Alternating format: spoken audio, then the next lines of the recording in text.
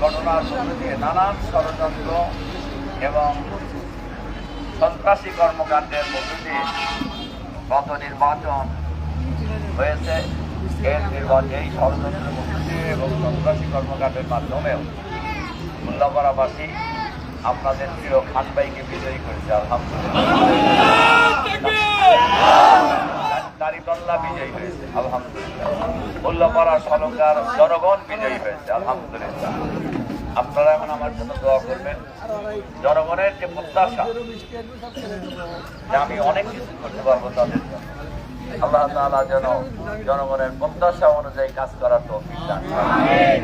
আল্লাহ তাআলা জনগণ যে প্রত্যাশা নিয়ে আমাকে ভোট দিয়েছেন, আমি যেন জনগণের পক্ষে সে কাজ করার সুযোগ পাই, এজন্য দোয়া করব।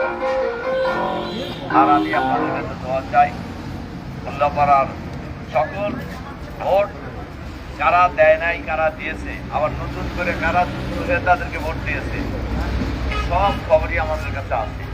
তবে আমি মনে করি উল্লাপাড়ার সকল জনগণেরই আমি সবাইকে সাথে নিয়ে, এমনকি আমার যে প্রতিদ্বন্দ্বী ছিলেন তাকেও সাথে নিয়ে আমি উল্লাপাড়াকে সুন্দরভাবে মডেল উল্লাপাড়া হিসেবে গড়ে তুলবো ইনশাআল্লাহ।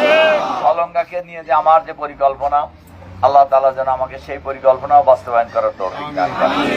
এই কয়টা কথা বলে আপনাদের প্রতি আবারও আন্তরিক সালাম মোবারকবাদ জানিয়ে আপনাদের সুস্বাস্থ্য এবং সার্বিক মঙ্গল এবং কল্যাণ কামনা করে আপনাদের কাছে দোয়া আছে আমার বক্তব্য এখানে শেষ করছি।